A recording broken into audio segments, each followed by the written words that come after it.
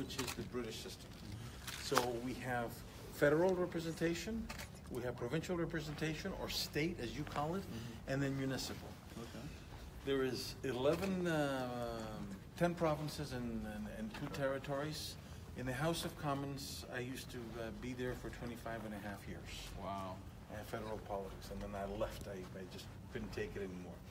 So every province has a certain number of seats, and what happens is that usually you get elected by the federal ridings are made up of population and territorial coverage. There's some ridings that are something like about half of Nigeria, one person, but up north, but that person has something like 40,000 people. So it's distance plus area. Then provincially, it's the same thing. We in the province of Ontario, we do have our legislature in Queen's Park, just up the street, and this is Toronto. Toronto, the metropolitan Toronto used to be 6 cities, and then 1997 was amalgamated into 1. So we do not have a regional government, we have a city government. Other areas have different smaller cities and they have a regional government on top of it. Here we are one government.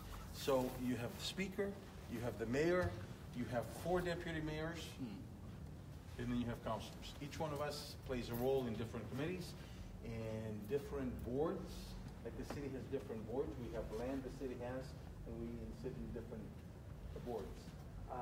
We're all equal, except the mayor has a little bit more priority. He is the mayor, of course. He gets elected at large. We get elected in different areas, in areas. So our area is around 65,000 people, and each one of us has the same rights and rules and Let me ask you a question Sure. of interest to our Nigerian audience. How much you guys get paid? In terms of salaries and allowances. The federal government, the federal members of parliament. When I was a federal member of parliament, I used to get about 170,000.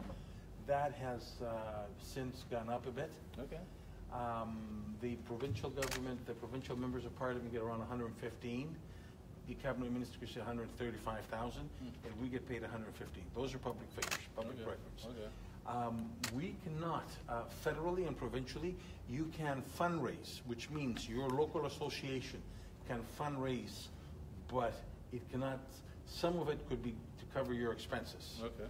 So fundraising is done that you give money to a political party or a writing association, like a local association. You account for that. There's an audit that's done at the end of the year, and then you file that with the government of Canada federally or the government of Ontario. Okay. And there's a body on itself called Elections Canada or Elections Ontario. It's an independent body, and they do it themselves. Okay. So in the city of Toronto, we cannot fundraise in between elections. The only time we can fundraise is during an election. Okay. So if you're running, there's a limit of what you can spend. Federally, the limit, usually there is 2 councillors per riding, federally, like the district, if you want to call it as such, and the federal member of parliament is about 120, end up to about $85,000–$90,000, which means people make contributions. If you're the candidate and I like you, I'll come and make a contribution to you. There's a limit on what I can give.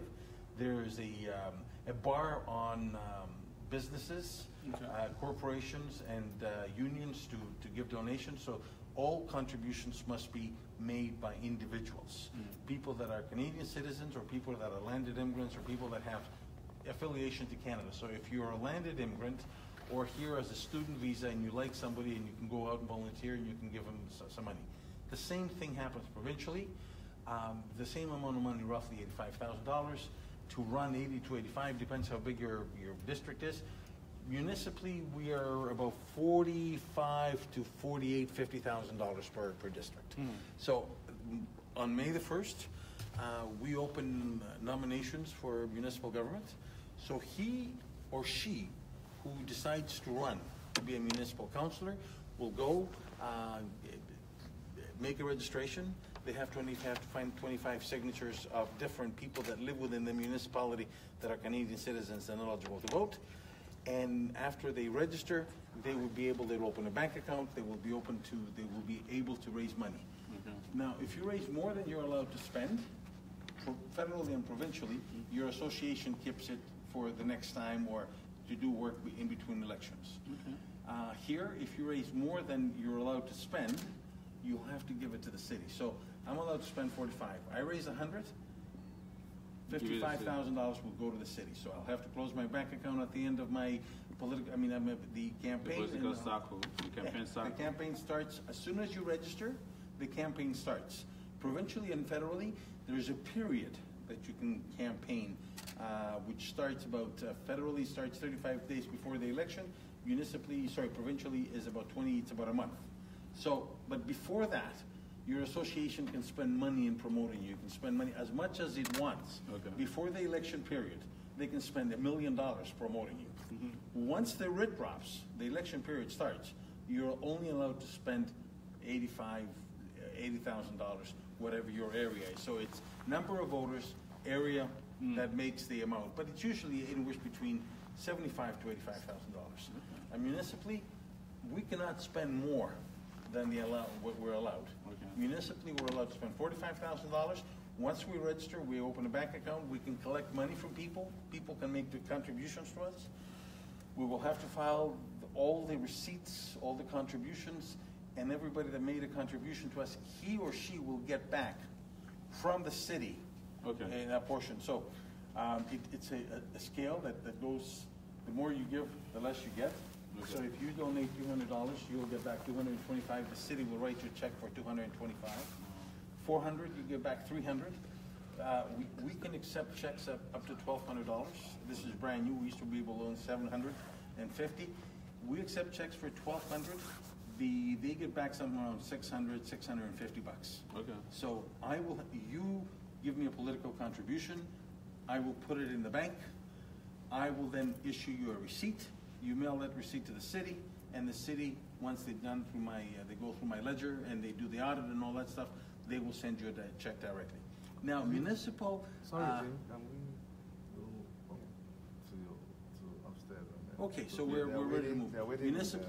Municipally, you can only receive money back from the city of Toronto. Other municipalities don't. The municipality of Vancouver and Montreal have political parties. In Toronto, we do not have political parties. That's interesting. Although we have political leanings. Okay. Now, what's your leaning? I'm a liberal. Okay. I was a liberal. I was a liberal member of parliament for 26 years. So this is where, in the horseshoe as we call it, people sit here, and up there is where the public can seat. Okay. Anybody from the public can come and be part of watch the proceedings. They cannot participate. They cannot make injections in council. Yeah. However, they can do that in committees. Okay. So if you got an issue of interest, there would be committee hearings, and you can make depositions there, deputation. Okay. So, shall we go downstairs? Yeah. Okay. Or are they upstairs? Where are they? We have other people coming.